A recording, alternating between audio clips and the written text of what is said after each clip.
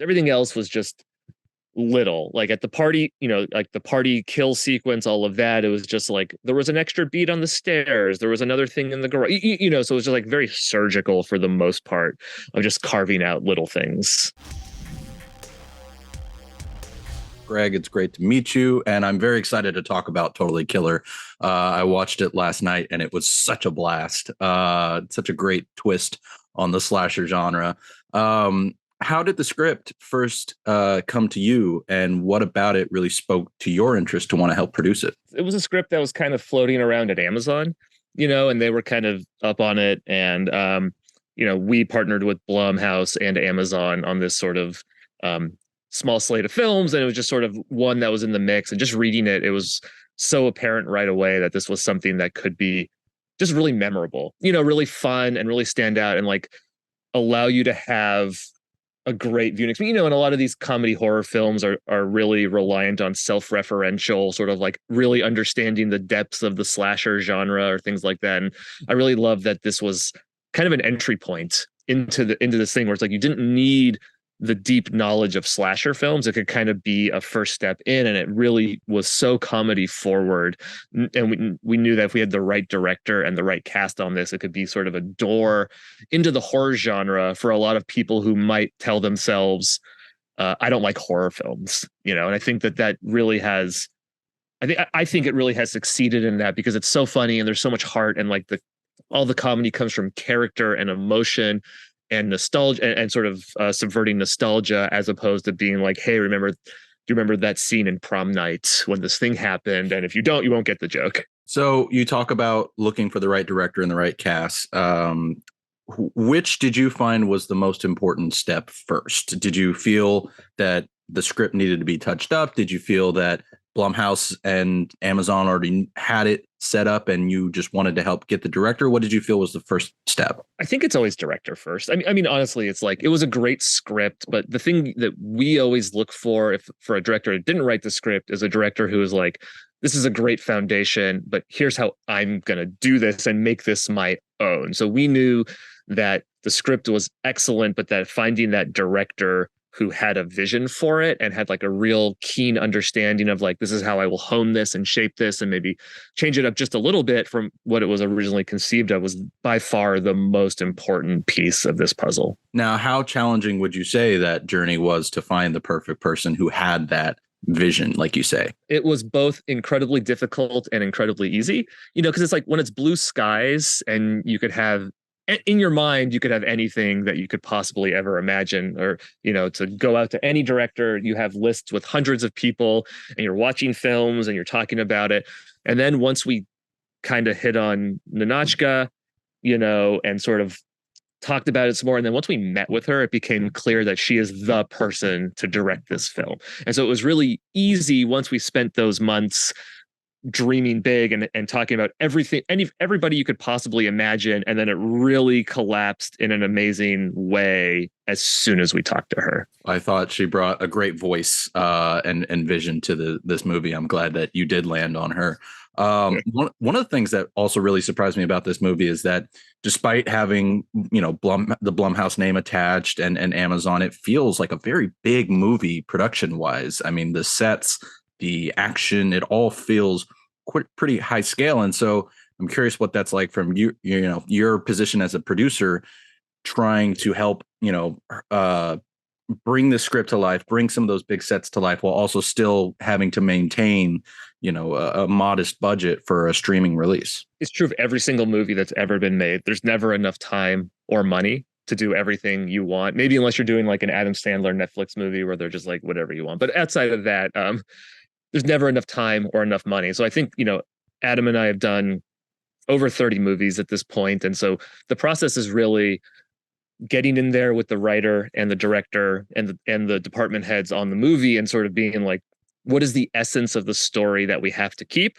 And what are, there's always scenes that go and fat that's trimmed. And there's always kind of calls where you're like, okay, these 7 scenes, we really need to spend all of our money. And then maybe on these ones, we could just find a location that's already got all the stuff in it and just maybe shift it a little bit. Or maybe instead of shooting a big wide for this scene, we can kind of contain it a little bit more to sort of like the small part of the room.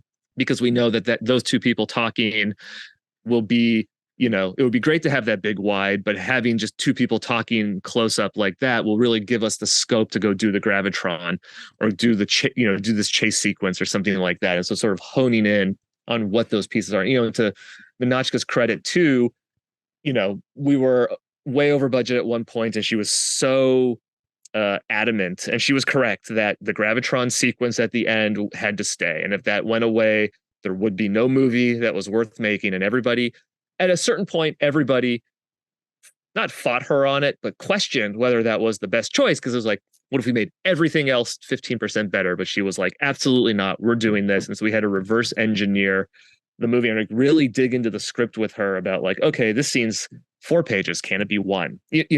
We have these 3 scenes. Can they be 2? We have these 5 characters. Can we get that information in 1? It's like, it was a real process of like breaking down the movie scene by scene and element by element and figuring out what can go and what has to stay. I'm actually really glad she then fought for that gravitron sequence. Me too. It's amazing. It's radical. So in talking about going back to the script and, trimming things here and there, what would you say was the hardest scene then to really have that you really reworked to fit this budget? It's a lot of different ways to slice that. So like the Dollhouse of Horrors, like the haunted house sequence where they sort of finally get the killer and sort of pre-gravitron sequence, like that was a thing that existed at the amusement park in Vancouver. We were going to at first build this whole giant thing that we were going to do.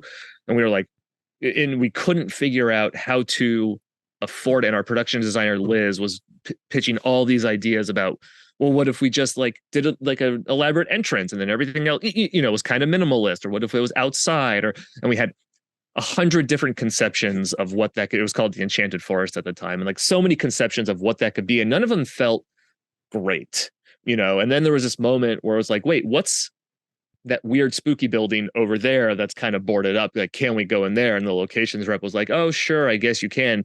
And like, once we put our heads in there, it kind of all clicked for that scene. And we were able to use, and that's the great thing about making a movie where you're just sort of a little bit of kismet, where like we just happened to be walking over there and somebody happened to be curious about what this creepy looking building was.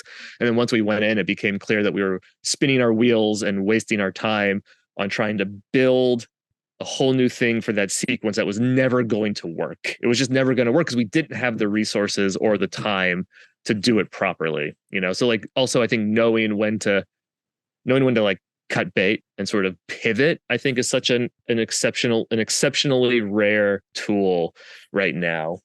I think that was probably the biggest change that we made from what the script was. Everything else was just little, like at the party, like the party kill sequence, all of that. It was just like, there was an extra beat on the stairs. There was another thing in the garage, so it was just like very surgical for the most part of just carving out little things. Well, that dollhouse of scares sequence is almost as good as hello, Adam. It's almost as good as the gravitron, but it's still a thrill. So I'm glad that, again, you found a way to keep that in. Adam, I'll come to you actually with a question I did already ask Greg. What about the script really spoke to your interest in wanting to help bring it to life as a producer? There are a few things. One is that the scope is really fun.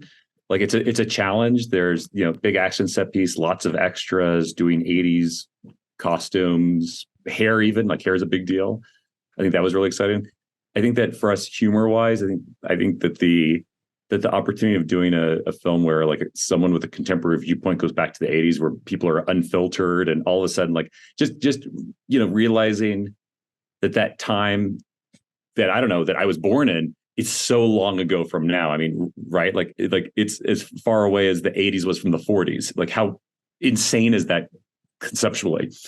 And finally just love Notch. Just what a cool filmmaker, what a great person to like get behind.